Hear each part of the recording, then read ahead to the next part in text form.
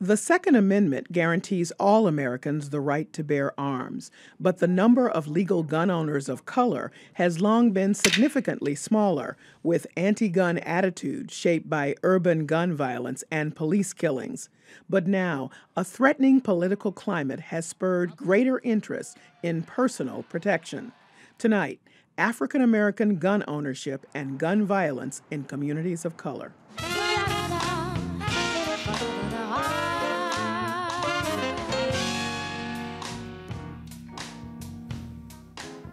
Welcome to our 50th season of Basic Black.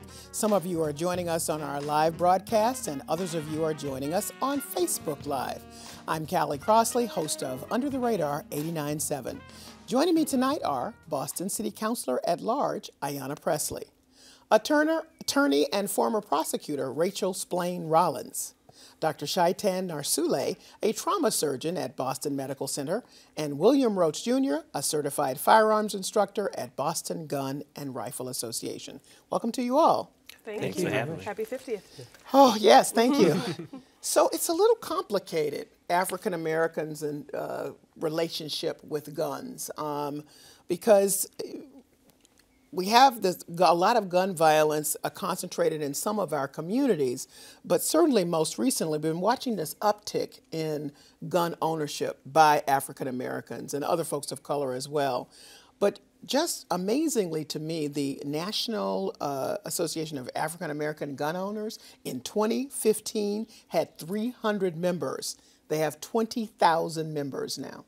Wow. And a lot of that, they believe, has been fostered by feelings of, I don't feel safe and I want to protect myself for a variety of reasons. First of all, does that statistic surprise you? It does. Yeah. It is sobering. And although I do support the Second Amendment and an individual's right to bear arms, there are just simply too many guns in this country. And, you know, as the founder and chair of the Committee on Healthy Women, Families, and Communities for the City Council, ostensibly the Public Health Committee for the Council, you know, gun violence is pervasive, it is systemic, it is epidemic, and it is a public health crisis. And so bearing that in mind, and certainly the disproportionate impact on low-income urban and communities of color, there's just simply too many guns. And all the statistics bear out that when you have a gun, you're at a higher risk for harm, either homicide, suicide. You know, suicide is the 10th largest cause of death in the United States, and 50% of those suicides are by firearm. But I'm not surprised, given the current climate that people are feeling, that black folks are feeling. I can certainly relate to that, especially vulnerable. Well, Doctor, you're right at the heart of it, gun violence or the victims of gun violence and treating that. Tell us about what you see, and have you seen an increase in gun violence victims that you're treating at the hospital? I believe so. I think from my perspective, having been at Boston Medical Center for several years, I think that we see it. We often see it as a seasonal phenomena. It tends to happen more during the summer and kind of fall months. Although even during Christmas time, we had several victims of firearm violence that came before us that required surgery. And I would agree that, you know, I think one of the big things from the medical perspective is treating it like a public health crisis that it is. And I think that those initiatives that are focused on kind of addressing the public and allowing physicians to ask questions about how people care for their firearms and safeguard them from their young children and other family members is one of several steps that I think those in the medical community can take to help to work towards a better solution for this crisis. So in the people that you treat, are they mostly are they involved, I guess, in the violence, as perpetrators of the violence, and as well as victims? You know, we see patients that are kind of on both sides. When they come before us, we see them for the injuries that they have, and so we don't so much delve into whether they're victims, meaning they're the victims of an assault or the assaulters, as much as we do the injuries that they've sustained and trying to save their lives initially. Often when they come before us, you know, the first thing is that often they can come and and be on death's door or even dead. If we're able to recover them, then it becomes a matter of achieving hemorrhage control, stopping the bleeding, and then depending on what body part is injured, dealing with other complications of the injury, whether it be intestinal damage, if it's involving the abdomen, chest trauma, injury to the lungs, if it's neck or head trauma, neurological injury. It's trauma, though. It's serious trauma that people need to understand. Trauma. And are most of your victims that you treat, are they mostly persons of color? They often are, absolutely. Okay. So moving over to you, Will, you're not surprised by the statistics of the number of African Americans now and other people of color who are becoming gun owners. Oh, no, because it's mainly because certain things in society are sensationalized, certain things are not sensationalized. It's the fact that we have an environment in our country right now where people do feel unsafe, and that is not unfounded. The number one group in this country responsible for domestic terrorism are described by the FBI and Homeland Security as being white supremacist extremists. I believe there was a study that came out that showed that that white supremacist extremists had been responsible from 2000 to 2016 for 49 murders, 26 attacks, and are the number one group of domestic terrorists. This is not being addressed by the government. They're basically trying to come up with black, identity extremists. I don't know what that is. I don't know who belongs to that group. So they call people like Black Lives Matter terrorists. Exactly, to make up a group and then place people into the group. Well, you don't have to do that with white identity extremists.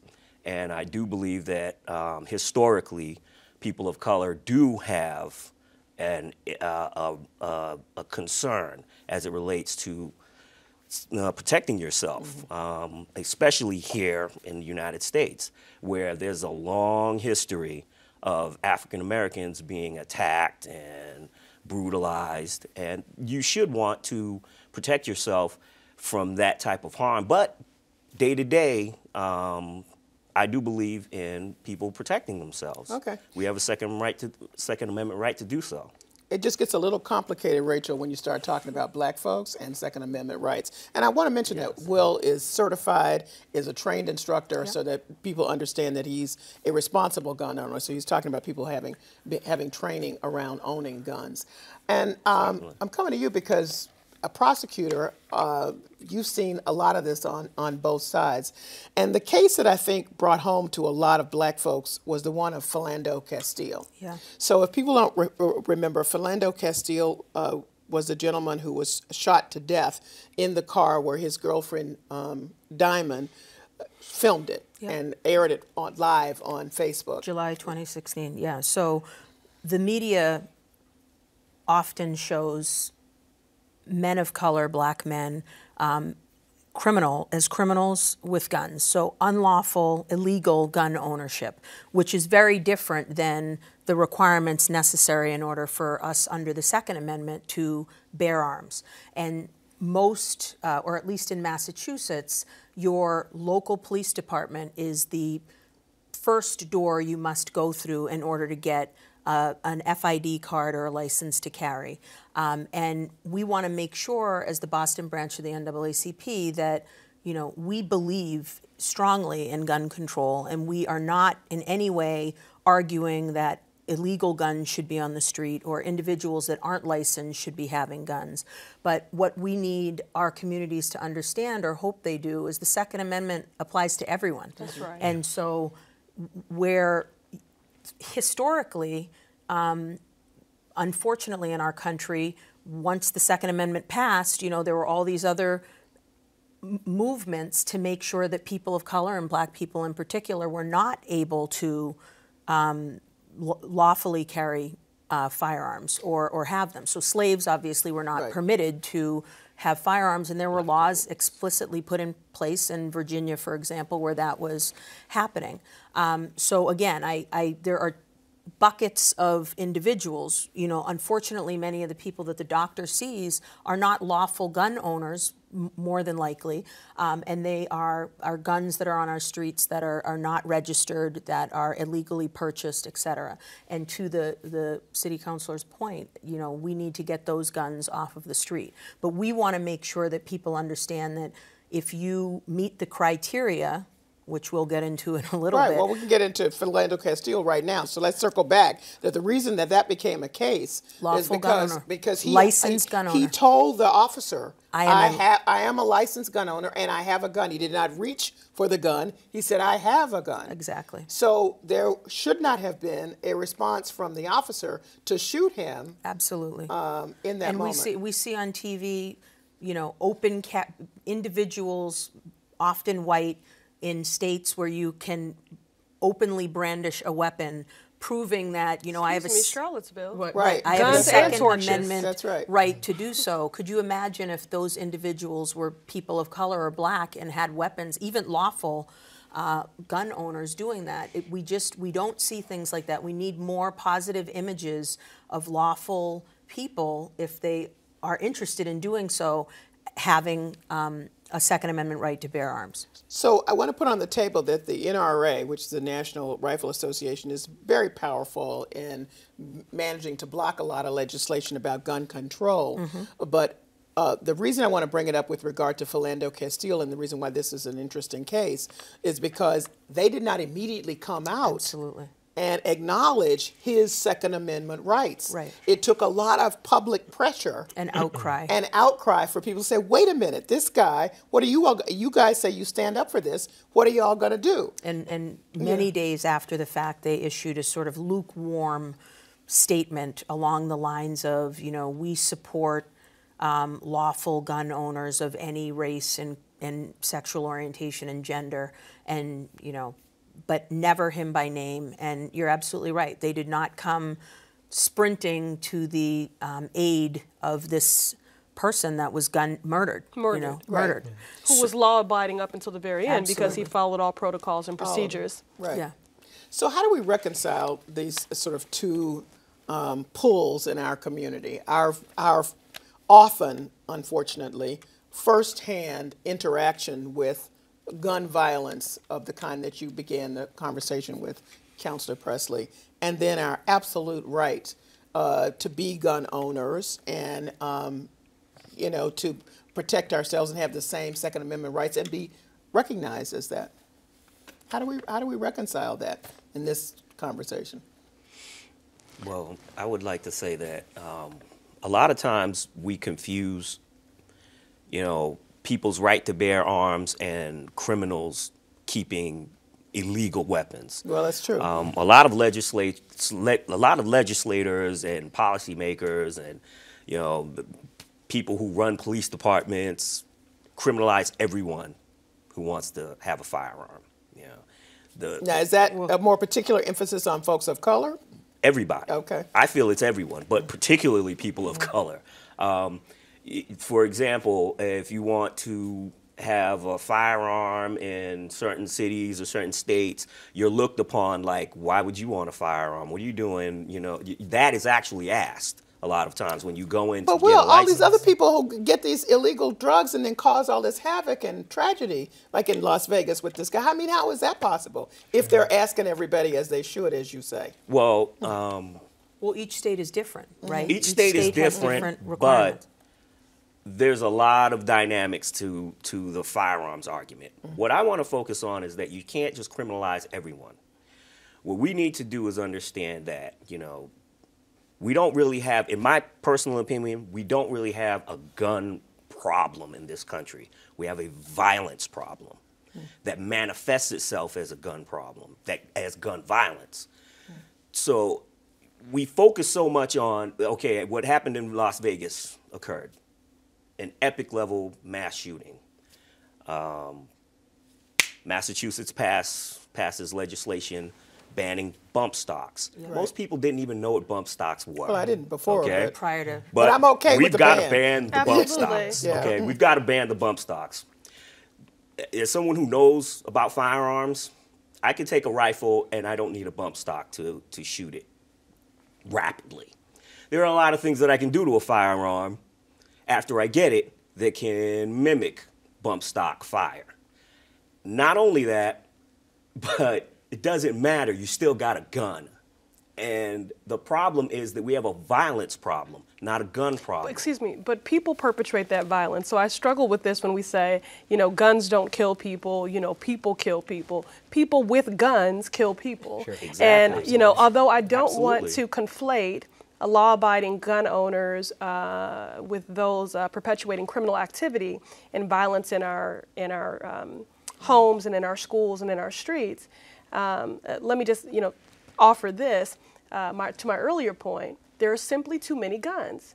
There are 300 million, you know, for every 100 people, 80 out of the 100 have a firearm.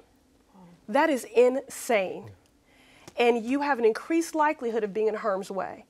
So when we talk about, as I said, suicide being the 10th leading cause of death in the U.S., those are folks that, because a gun was available to them, if that gun was not available to them, 50% of those deaths were by firearm. If it was not available, then they would not have taken their life in that way. Perhaps they would have, you know, taken, well, but perhaps they would have taken, you know, longer time to, and we can talk about healthcare and mental health and all of that, and that's a conversation for another day, or maybe not. When you look at the incidents of mass shooting, how many of those, you know, vile acts resulting in tragic loss of life were committed by people that had a record of domestic violence?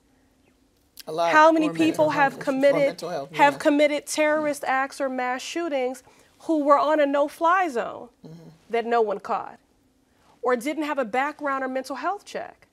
So, you know, Massachusetts, to your point, has been leading, and I'm proud to call this place my home for that reason, and to be a policymaker and a lawmaker here for that reason. And Mayor Walsh and many mayors regionally have been working on the issue to address the flow of guns, because Massachusetts has great laws, but, you know, surrounding states like New Hampshire don't. So ultimately, this really is a federal issue. And for as long as we have a powerful gun lobby, we're not going to see the type of reforms and close loopholes that we need to keep guns out of the hands of domestic abusers. By the way, to get to the point about black folks, you know, how many people who are experiencing domestic violence have purchased a firearm in the hopes of protecting themselves and have been murdered by that same weapon? Sure.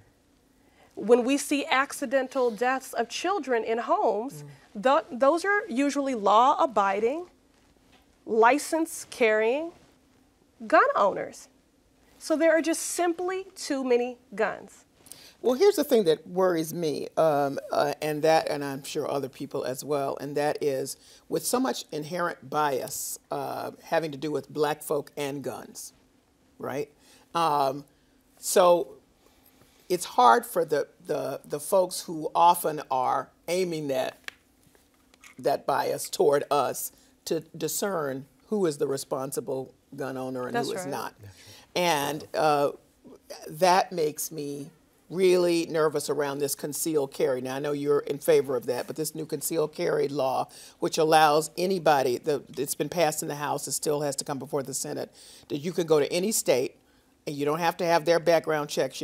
There's no uniformity around this. You can just carry a weapon. And I don't know you're walking around with a weapon. Massachusetts would not allow that under its laws, but if this thing passes, Doctor, anybody can come in here from another state. Well, it's the That's lowest. not true. Well, go ahead. That is not true. First and foremost, we have. Well, what does the law do if it doesn't allow you to just carry it either way? It's called H.R. 38. Right. H.R. 38 has two parts. Title I is the National Concealed Carry Reciprocity Act. Right. Which means that if you have a concealed carry permit in your state, then you can have that concealed carry permit be recognized everywhere. Now, to that point, right now, we have what's called the New Hampshire license. The Utah license. Utah, if I want to carry in 33 states, I go and get a Utah license, okay? Even though I'm a Massachusetts resident. So if I get that Utah license, I can carry in almost all the states in the United States of America anyway. So what the But concealed you carry have to go through some requirements, though, right? You yes, just can't, you have right, to take right, the okay. Utah class, Right, and then exactly. you pass that Okay. class, and then you can get the Utah out-of-state license. Right. Now, that's been in place for many, many years. Many people here in Massachusetts get a Massachusetts license and a Utah license. So you can carry in Massachusetts and 33 other states. I'm not concerned about that. Okay? I'm concerned about the people coming who don't have to go through that. You know? That's not the case.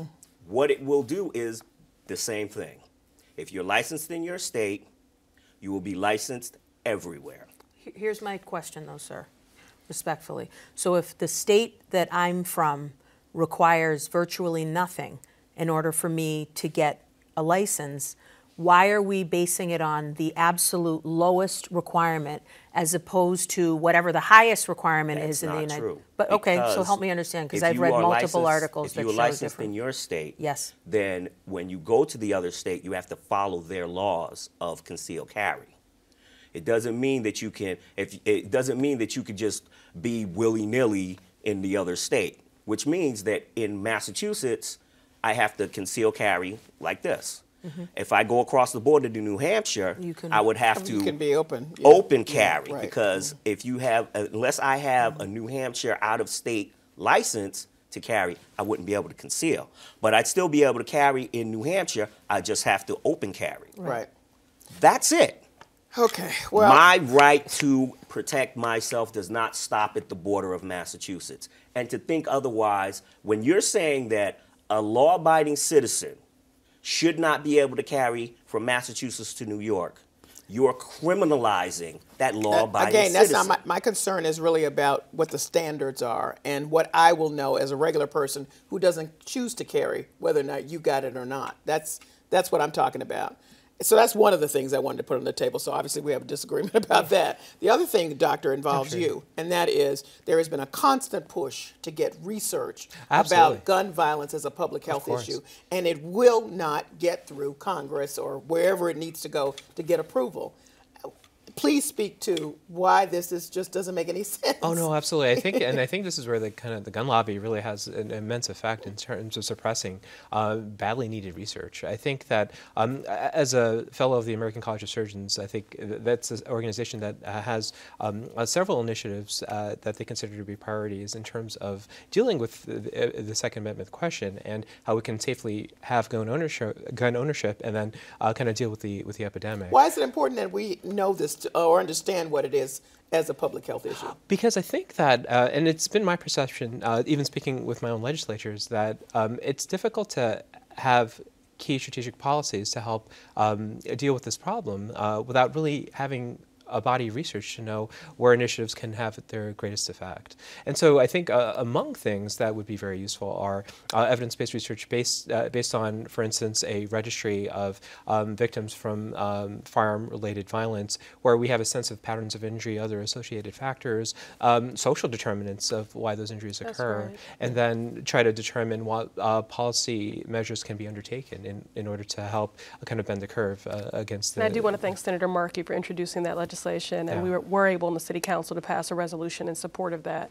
But I agree. Again, ultimately, I think we have to get at what are the root causes that are motivating people to feel they need to carry a firearm, not just to pull the trigger, but to carry one in the first place. Right. And so, you know, that will inform our movements both in policy making and our advocacy and financial investment.